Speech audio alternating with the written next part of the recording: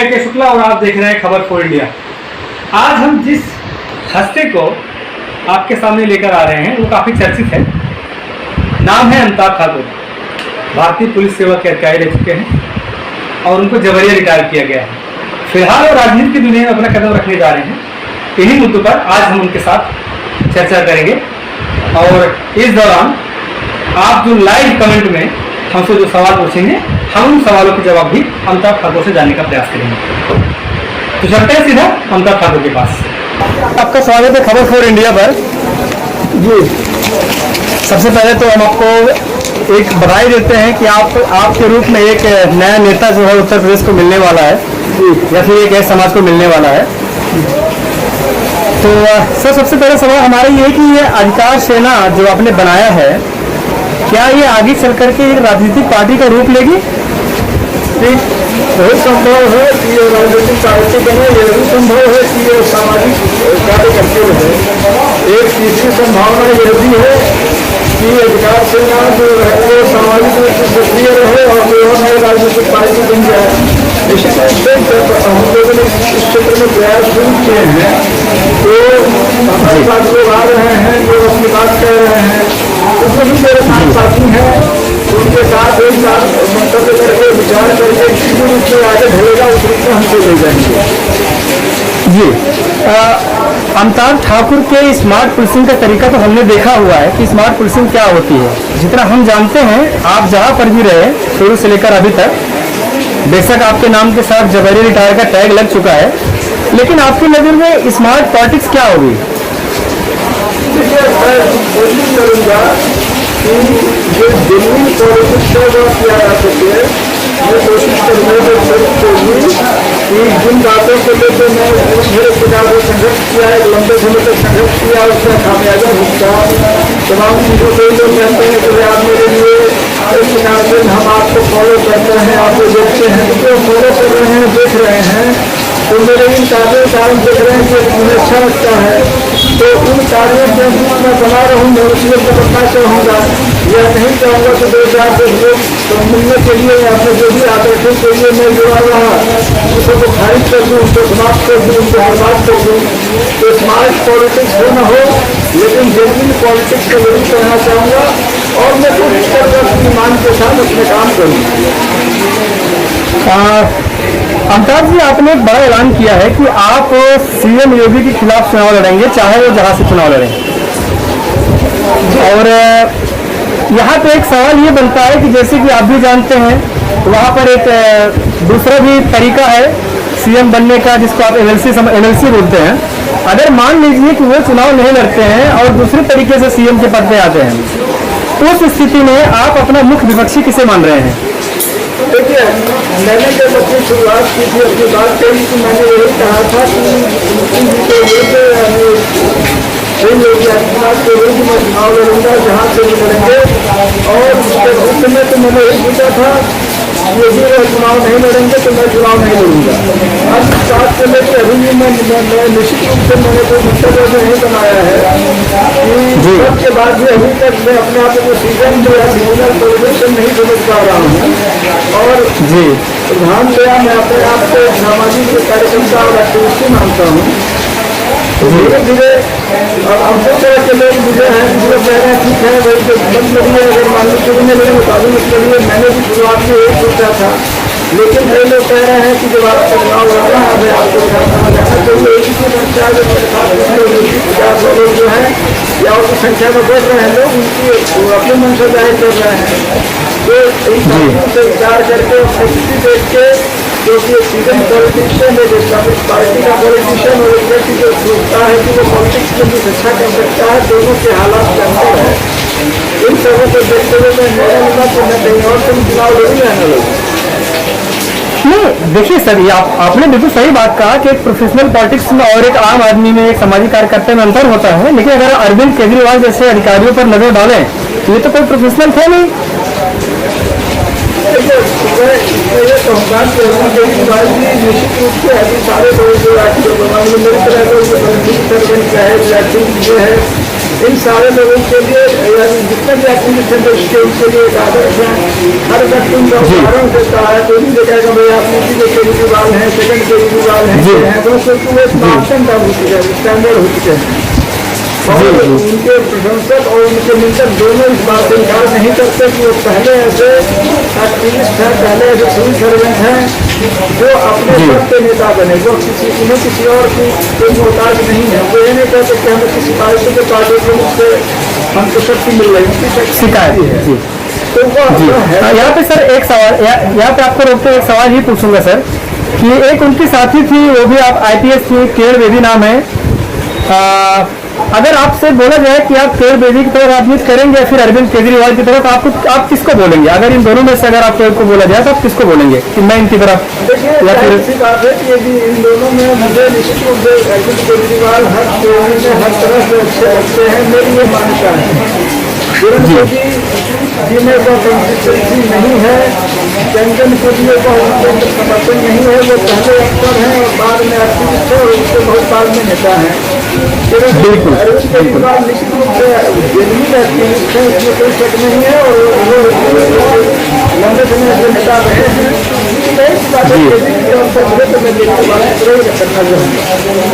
जी, अगर मान लीजिए भविष्य में आप राजनीतिक पार्टी बनाते हैं, अधिकार सेना को, जो आपने इसको नाम दिया हुआ है, और गठबंधन की बात आती है, जैसे कि आपके पास हम आपके सोशल मीडिया पर हम देखते रहते हैं कि आपसे कई नेता संपर्क कर रहे हैं तमाम दलों के, तो ऐसे में क्या आम आदमी पार्टी के साथ आप जाना चाहेंगे या फिर किसी और के साथ जाएंगे? भविष्य की बात है, अगर आप इसको स्किप करना चाहें तो कर सकते हैं। देखिए निश्चित रूप से कि आम आदमी पार्टी एक तरफ आपका स्टैंड क्लियर हो गया कि आप अगर आपको आम आदमी पार्टी से न्योता मिलता है आप बिल्कुल उनका साथ अपने साथ लेंगे। जी बिल्कुल। सर एक ये बात है कि एक कहावत है सर, इसको आप अदर वे में मत लेके जाइए, क्योंकि मैं सर कुछ लाइव मुझे कमेंट मिल रहे हैं आपसे बात करते हुए। जी, इसमें आपने बहुत ही पारदर्शिता दिखाई है, चाहे आपके सर्विस काल की बात हो, चाहे जो भी हो, आप जितने साधारण तरीके से रहे, मुझे नहीं लगता कि कोई IPS अफसर उस तरीके से रहेगा। अभी हाल ही में आपने जिक्र किया कि आपने एक मोबाइल लिया जिसकी कीमत 30,000 रुपए है। जी। अभी हाल ही में आपने जिक्र किया कि मेरे पास 2004 या 2006 मॉडल की सेंट्रो है, जो जवाब नहीं दे रही है, मतलब जवाब दे चुकी है लगभग। तो यहाँ पे सवाल ये बन रहा है कि क्या अमिताभ ठाकुर राजनेता बनने के बाद भी पूरी तरह निष्पक्ष और पारदर्शी रहेंगे, खास करके खुद को या उनकी पार्टी को या फिर उनके संगठन अधिकार सेना को मिलने वाले चंदे और आर्थिक मदद से? क्योंकि सर क्या होता है ठाकुर जी कि जो राजनीतिक पार्टियां हैं चंदे को कभी सार्वजनिक करते नहीं हैं, तो ऐसे में क्या अमिताभ ठाकुर से उम्मीद की जाए कि हाँ वो हर चीज को सार्वजनिक करेंगे जैसे पहले करते थे? देखिए यदि मैं उस रास्ते में चला और यदि मैंने पारदर्शी रखा तो मैं समझूंगा कि मैं अपने शब्दों पर खरा उतरूंगा। यदि मैंने बेईमानी शुरू कर दी इस मामले में कि पारदर्शिता बंद कर दी, तो जाहिर सी बात है कि हर व्यक्ति खुद कहेगा कि इसकी कथनी कुछ है, करनी कुछ है। तो और मैं नहीं चाहूँगा कि मैं ऐसा व्यक्ति कहलाऊँ जो दुमुहा व्यक्ति कहलाए। तो निष्कर्ष ये कि मैं अपनी ओर से निश्चित रूप से पूरी मेरा विश्वास है, मुझे उम्मीद है और मैं जानता हूं कि मैं अपने जो भी कृत्य होंगे उनको पारदर्शी रखूंगा। इस बात का क्योंकि पारदर्शिता और उत्तरदायित्व न सिर्फ प्रशासनिक व्यवस्था में बल्कि लोक जीवन में, यह मेरे जीवन के प्रमुख सिद्धांतों में है और मैं उसको किसी कीमत पर छोड़ना नहीं चाहता। उम्मीद करेंगे अमिताभ जी आप जो आपने आज ये कमिटमेंट किया है खबर फॉर इंडिया पर, और ये इसको आप जरूर पूरा करेंगे अगर भविष्य में आप आगे बढ़ते हैं, और हमारी पूरी शुभकामनाएं हैं। एक सवाल है, अक्सर हम ऐसा देखते हैं महोदय कि जो गाज गिरती है, कार्रवाई की जो गाज गिरती है, अक्सर शीर्ष पुलिसकर्मी या शीर्ष अधिकारी अपने कनिष्ठों पर गाज गिराते हैं। मैं सबसे निचले की बात कर रहा हूँ, कांस्टेबल के ऊपर सबसे पहले गाज गिरती है। मेरा ये सवाल है कि सर कि जैसे कि आप खाकी से हैं, जो छोटे जो कनिष्ठों के खिलाफ जो कार्रवाई होती है जिसमें आपने एक बार आपने अपनी आवाज़ भी उठाई है, तो क्या उनके लिए आप ऐसे लगातार लड़ते रहेंगे? निश्चित रूप से मुझे लगता है कि यदि कोई चीज़ मेरे दिल के बहुत सबसे नज़दीक में है, वो पिछले 30 साल से मैं पुलिस अफसर रहा। मैंने नौकरी की शुरुआत से तो जो पुलिसकर्मी है, जिनको आपने छोटे पुलिसकर्मी कहा, जो फील्ड में काम करते हैं, सिपाही हैं, मेरा वही से रहा था, मेरा वही से मतलब है कि वो बेचारा अगर सैल्यूट मारना भूल जाता है गलती से तो उसको सस्पेंड कर दिया जाता है। देखिए, मैं वही बात कह रहा हूँ, तो इन ऐसे लोगों के प्रति निश्चित रूप से बहुत ही गुनाह किया जाता है। छोटी छोटी और फर्जी ढंग से, जिसको कहते हैं सतही ढंग से, फर्जी ढंग से चीज़ों को खोज के इनके खिलाफ कार्रवाई की जाती है। यह अनुशासन नहीं है, अनुशासन का एक घिनौना रूप है। और ये मनमानापन है, कि तानाशाही है, केवल अपनी बड़प्पन बनाए रखने के लिए और अपने अधीनस्थ कर्मियों को पीसने के लिए, दबाने के लिए, और मैं कई बार नोचने के लिए भी ये किया जाता है, जिसमें घूस और भ्रष्टाचार भी शामिल रहता है। जी, तो कहने का मतलब आने वाले समय में अमिताभ ठाकुर जो है इस बात का विशेष ध्यान रखेंगे कि जो हमारे निचला जो सिपाही है, जो ट्रैफिक में खड़ा होकर के अपने आप को तपा रहा है, जो बारिश में खड़े होकर के तपा रहा है, उसका साथ खड़ाल में देंगे। लेकिन निश्चित रूप से मुझे लगता है कि जो अगर कोई एक पक्ष समाज में ऐसा है जिसकी व्यथा लोग सुन नहीं रहे हैं, जिनको हमेशा ही गलत देखा जा रहा है, उस स्तर से गलतियां हो रही हैं, अत्याचार हो रहे हैं, वो एक बात है। लेकिन साथ साथ वो खुद भी बहुत पीड़ित हैं, बहुत पीड़ित हैं। उनकी अगर उनका अत्याचार है तो मैं अत्याचार के खिलाफ हूँ, लेकिन जिस जगह उनका खुद अत्याचार है, जिस जगह उनका खुद पीड़न है, जिससे वो खुद पीड़ित है, मैं पूरी तरह उनके साथ हूँ। एक सवाल सर, एक अभी कमेंट आया है, इसमें ये बोला जा रहा है कि सर कि आप भाजपा विरोधी हैं। हालांकि इस बात को हम नहीं कह सकते। एज ए जर्नलिस्ट मैंने आपको देखा है, जब सपा रही है तब भी आप मुलायम सिंह के खिलाफ बैठे थे, गलत नीतियों के खिलाफ आपने हमेशा किया है, विरोध किया है। इनका ये कहना है इस यूज़र का कि आप सीएम योगी के खिलाफ ही क्यों चुनाव लड़ने जा रहे हैं? अखिलेश यादव, मायावती, शिवपाल यादव या और जो दूसरे नेता, उनके खिलाफ आप क्यों नहीं लड़ने जा रहे हैं? आप इनके खिलाफ ही क्यों ऐलान किए हैं, क्या कारण है? देखिए, इसके कई कारण हैं। सबसे बड़ा कारण तो यह है कि जो 30 वर्षों की मेरी नौकरी में मैंने किसी भी मुख्यमंत्री जी को इस तरह से अलोकतांत्रिक, तानाशाह, सत्ता का खुला दुरुपयोग करने वाला, लोगों की आवाज़ दबाने का प्रयास करने वाला, अत्याचार करने वाला नहीं देखा। मैंने देखे तमाम ऐसे रूल हुए जिसको मिस रूल कह सकते हैं। किसी जाहिर सी बात, हम में से कोई परफेक्ट नहीं। जैसे मुझमें 1000 खामियां हैं, वैसे ही सभी सरकारों में खामियां होती हैं, कमियां होती हैं। लेकिन वो तो आपके मुख्यमंत्री जी तो पहले बोल चुके हैं कि एक्सीडेंट तो होते रहते हैं।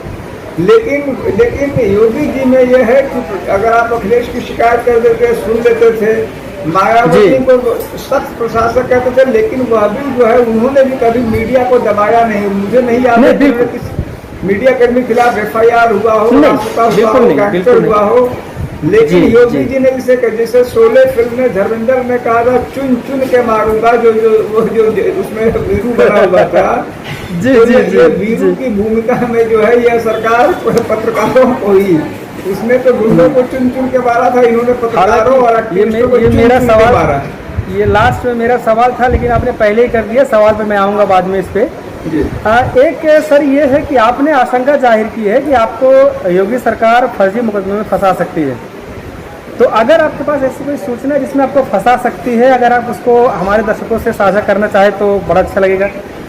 और अगर अब तक सुरक्षा कारणों से नहीं साझा किया जा सकता है तो इसको आप स्किप कर सकते हैं। नहीं, कोई ऐसा देखिए साझा करने को मैं ये जानता हूँ, क्योंकि मैं बलात्कार, भ्रष्टाचार और देशद्रोह 3 तरह के मुकदमे झेल चुका हूँ।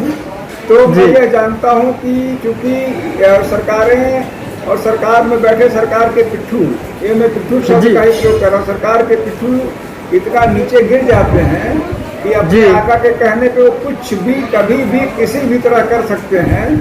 जैसे कई बार कहते थे, वो कहा था कि फला ढंग से तुम्हारे यहाँ से नभ से, थल से, जल से, क्या सोचते हैं ये कोई नहीं जानता। लेकिन यह मुझे पक्का बताया गया है और बड़े विश्वस्त सूत्रों ने बताया है कि इस बात की लिए पूरी तैयारी चल रही है कि किसी तरह मुझे फंसाया जाए। लेकिन यह भी मैं स्पष्ट करूं कि फंसाना उनका काम है, बचना न बचना ईश्वर के ऊपर है। लेकिन अपना काम जो है, आवाज़ उठाना, अपने काम में लगे रहना, वो मेरा काम है, वो मैं उससे पीछे नहीं हटूंगा। एक सवाल ये है सर कि ये आपके खिलाफ सवाल है, आपके आलोचकों का सवाल है जी। अब आपने अपने नाम के सामने जबरिया शब्द हटाने के लिए क्या राजनीति ही आपको अंतिम विकल्प नजर आ रही है, या फिर अभी आप कानूनी लड़ाई लड़ेंगे? देखिए, ऐसा है कि बहुत पहले चर्चिल ने कहा था कि politics is the last point for scoundrels. उन्होंने कहा था कि जवाब मिल गया, राजनीति आपका अंतिम विकल्प है। मैं समझ गया। नहीं, मैंने ये नहीं कहा। मैंने कहा कि उन्होंने कहा था कि धूर्तों के लिए राजनीति जो है वो एकमात्र विकल्प उन्होंने कहा था। नहीं, मेरा वही कहना है कि भाई जो अमिताभ ठाकुर है, एक पढ़ा लिखा अफसर, एक समाज से जुड़ा इंसान है। राजनीति में तो साम दाम दंड भेद सब चलता है, और जहाँ तक मैं समझता हूँ अमिताभ ठाकुर साम मतलब समझाने की भूमिका में ज़्यादा रहते हैं। तो दाम दंड और भेद जब आप तीनों को आप जोड़ेंगे तो कहीं ना कहीं अमिताभ ठाकुर के ऊपर उंगलियां उठेंगी। नहीं तो वह अमिताभ ठाकुर आपको स्पष्ट कहना चाहेगा कि उसका उद्देश्य राजनीति में वो सफल होना नहीं है। उसका उद्देश्य जो है शाम को आगे बढ़ाना है। सफलता तमाम लोगों को मिल रही है। मान लीजिए मैं जब सेवा में भी था तब भी अगर मैंने वो दाम दंड का अगर उपयोग किया होता तो एक भी क्षण ऐसा नहीं होता जब मैं किसी बहुत अच्छे पोस्टिंग पे नहीं रहा, जिसको मलाईदार पोस्टिंग कहते हैं, क्योंकि बुद्धि, मेधा, क्षमता, वाक्पटुता, बुद्ध, किसी चीज में ईश्वर ने कोई बहुत कमी नहीं दी है। तो अगर मैं हमेशा मुझे लगता है कि एडीजी ऑर्डर और आईजी जोन ही रहता अगर मैंने अपने जो है अपने उसूल नहीं बनाए होते, समझौता किया होता। बिल्कुल सही बात है, मैं आपकी बात समझ रहा हूँ। लेकिन इसी से जुड़ा एक सवाल ये है अमिताभ जी कि आपके ओहदे के मुताबिक मतलब जैसे कि आपके सर्विस रिकॉर्ड के मुताबिक आपको एडीजे मुझे लगता है पहले ही बन जाना चाहिए था। आज नहीं, पहले ही बन जाना चाहिए था। 5 साल पहले 5 साल पहले बन जाना चाहिए था। तो ऐसे में ये मैं नहीं समझ पा रहा हूँ कि आपके शुभचिंतक हैं या फिर आपके सहयोगी हैं, इनका ये सवाल है कि जब आप अपना अधिकार नहीं हासिल कर सके, कानून के माध्यम से भी लड़ करके भी, जो कि आपका था कि आप कम से कम एडीजे 5 साल पहले बन सकते थे, और अगर आपको जबरी रिटायर नहीं किया जाता तो आपका नंबर डीजी का रहता। सीधी सी बात, आप डीजी बन सकते थे। लेकिन आप आईजी तक रह गए। जब आप अपना अधिकार नहीं बचा पाए तो आपकी अधिकार से ना दूसरों के अधिकार को कैसे बचाएगी? ठीक, वो उनको यह कहने का कि जो एक हकीकत, जो तथ्यात्मक बात है उसको मैं कैसे काट सकता हूँ। मैं यह कहूँगा कि मैं प्रयास करूँगा, यदि कोई ऐसा कुछ कर पाया तो इस सेना का या मेरा जो है जो यह होना अस्तित्व वह लाभप्रद माना जाएगा। मतलब बिल्कुल आप राजनीतिक पार्टी की तरह बात कर रहे हैं। मुझे अरविंद केजरीवाल की बात याद आ रही है, जब उनसे पूछा गया कि अगर आपकी हार होगी तो उन्होंने कहा मेरी हार नहीं होगी, ये तो इनकी हार होगी। वही आप कहना चाह रहे हैं कि मेरी हार नहीं होगी, इनकी हार होगी, मतलब पब्लिक की हार होगी। मैं ये नहीं कह रहा हूँ। मैं कह रहा हूँ कि अगर मान लीजिए वो आगे क्या होगा ईश्वर मालिक है, मैं पूरा प्रयास करूँगा। मैं इतना ही कह रहा हूँ। अच्छा, एक सवाल ये है सर, जैसे कि आपने कहा कि आप योगी जी जहाँ से लड़ेंगे चुनाव, या किसी के में आप जहाँ से भी चुनाव लड़ेंगे, सवाल ये है कि आपको जो आदमी हो सकता है कि देखिए हर आदमी अमिताभ ठाकुर को नहीं जान रहा है, खास करके निचले तबके का, जब तक आप उसको बताएंगे नहीं या जब तक उसके पास बात नहीं जाएगी। ये सवाल है, जैसे आप मान लीजिए अन्य जगह पे, जैसे उदाहरण के तौर पे आप अयोध्या या फिर गोरखपुर जा रहे हैं, संभावित योगी वही से चुनाव लड़ेंगे, तब सवाल ये बनता है कि योगी गोरखपुर के लोग और अयोध्या के लोग, मैं जीतने और हारने की बात नहीं कर रहा हूँ, 10 लोग भी अमिताभ ठाकुर को वोट क्यों दें? कहने का मतलब ये है कि बहुत अच्छा सवाल है ये। अमिताभ ठाकुर को दें कि न दें, यह निर्णय उनको करना है। पहले तो नहीं, निर्णय उनको करना है। मैं सिर्फ ये पूछ रहा हूँ कि क्यों दें। मैं वही बात जवाब दे रहा हूँ कि उसके लिए पहले मुझे अपनी उपयोगिता उनके सामने बतानी होगी। जी, मैं आपके सवाल को ही तायद कर रहा हूँ और सत्यापित कर रहा हूँ कि जब तक मैं अपने आप को स्थापित नहीं कर पाऊंगा, मैं इस योग्य नहीं बता पाऊंगा कि उन्हें लगे कि हाँ भाई खाली ये पहुँच गया। आपकी बात में पूरी बात छिपी, कोई आदमी पहुँच गया तो क्यों वोट दे दिया जाए? पहुँच जाना एक चीज़ है, वोट देना एक चीज़। तो वही मेरा प्रयास यही रहेगा कि मैं वास्तव में जमीन पे उनके लिए कुछ उपयोगी हो सकूं। उनको लगे कि हाँ भाई इसमें कुछ सच्चाई है, कुछ सत्ता है, कुछ ठहराव है। यदि मैं वो कुछ कर पाया तब वो वोट दें, ऐसे क्यों वोट दें? मैं आपसे सहमत हूँ इस बात से। बिल्कुल सर, क्योंकि देखिए मैं बार बार अरविंद केजरीवाल का उदाहरण इसलिए ले रहा हूँ अमिताभ जी, क्योंकि जब हमें अच्छी तरह याद है कि जब हम लोग वहाँ पे गए थे, जिस समय महोदय मतगणना मतलब हो रहा था, जिस दिन नतीजे आ रहे थे महोदय, उस दिन क्या हुआ था कि हमने कहा कि अरे भाई फलाना उस जगह से कौन जीता, तो अधिकांश विधायकों के, अधिकांश कैंडिडेट के चेहरे पब्लिक ने देखे ही नहीं थे। हमें तक नहीं मालूम था, नाम सिर्फ मालूम था कि ये आदमी है, वो चेहरा कौन है। तो अमिताभ ठाकुर वैसा फेस बनाने में क्या कुछ करेंगे कि ताकि अमिताभ ठाकुर के ही नाम पर वोट पड़े, उस क्षेत्र की जनता को ये ना पता है कि भैया उनका विधायक कौन है, उसको सिर्फ अमिताभ ठाकुर दिखे। लेकिन अभी मैं सिर्फ ये जानता हूँ कि मैंने एक कदम उठाया, केजरीवाल साहब और मुझे बुनियादी अंतर है कि उन्होंने लंबे समय तक ये काम किया, मैंने भी काम शुरू किया है। बोले मैं पूरी ईमानदारी से अपना काम करूँगा, मैं इतना ही जानता हूँ। एक सवाल है कि जब अगर मान लीजिए आपको जनता ने सेवा का मौका दे दिया, आप उनके सहयोग से जीत करके विधानसभा में पहुंचते हैं, तो आपकी अपने क्षेत्र में जहां पे आप जीते हैं वहां पर आप किन चीज़ों को प्राथमिकता देंगे? मैं सबसे पहले तो अगर ऐसा होता है तो सबसे पहले मैं न्याय को प्राथमिकता दूंगा। मुझे लगता है कि न्याय सबसे जरूरी है। न्याय का अभाव बहुत सारे अभावों को भी कम कर देता है। तो बराबरी की स्थिति रहे, न्याय की स्थिति रहे, अन्याय ना हो, और जो अन्य बुनियादी सुविधाएं हैं उनको मतलब बेईमानी से रहित लोगों तक लाभ पाऊँ। एक सवाल है हमसे जुड़ा हुआ सवाल, यानी कि मीडिया से जुड़ा हुआ सवाल है। सबसे पहले तो हम अपने खिलाफ में सवाल पूछेंगे कि क्या अमिताभ ठाकुर के सामने, क्योंकि देखिए पांचों उंगलियां बराबर नहीं होती, आप सही हैं, हम सही हैं, सामने वाला समय सही, ऐसी गारंटी नहीं है। क्या आपके सामने कभी ऐसा मौका आया है जब किसी मीडिया कर्मी की वजह से या मीडिया की वजह से आपको किसी केस के अनुसंधान में या कोई किसी अन्य तरीके से आपको अपने कर्तव्यों का निर्वहन करने में दिक्कत आई हो? आप नाम मत लीजिए, बता सकते हैं। मुझे ऐसा कभी नहीं आया। मतलब मीडिया से कोई शिकायत नहीं है? नहीं, मुझे कोई शिकायत नहीं। अगर मान लीजिए आपकी ताकत बढ़ती है, आपका ओहदा बढ़ता है, तो क्या जो आपने जिक्र किया था थोड़ी देर पहले, जो आरोप आप लगाए जा रहे हैं तमाम विपक्षी पार्टियों की तरफ से, आपके द्वारा भी लगाया गया है कि ये जो शासन है, चाहे केंद्र की हो चाहे राज्य की हो, वो मीडिया की दमनकारी है। हाँ। तो आप मीडिया पर कोई प्रभाव ना पड़े, मीडिया स्वतंत्र रहे, इसके लिए आप क्या करेंगे? ऐसी बात है कि मैंने कहा कि यदि मुझे अवसर मिल गया जिसमें मैं अभी तो मैं जानता हूँ कि मैं कोई कदम बढ़ा रहा हूँ। नहीं, ठीक है अमिताभ जी, देखिए पहली बात तो आपने छोड़ दीजिए, मेरी बात सुन लीजिए जी। तो उसी जैसे क्षेत्र में मैं चाहूँगा कि वहाँ अन्याय न हो, उसी प्रकार से मीडिया में अन्याय न हो, यानी कि उनकी बात जो है जो कुछ कही उन्होंने, वो मुझे लुभावनी लगे तब, अच्छी लगे तब, प्रशंसा लगे तब, निंदा लगे तब, उन्हें अपनी बात कहने का पूरा हक अख्तियार हो। मुझे लगता है कि सबसे आवश्यक यह है। क्योंकि अमिताभ जी, मैं आपको एक बात बताना चाहूँगा, बहुत इंटरनल बात बता रहा हूँ और मैं दावे के साथ बता रहा हूँ, कोई भी मीडिया संस्थान ऐसा नहीं है जिसने अपने कर्मचारियों की सैलरी नहीं मारी हो। जी।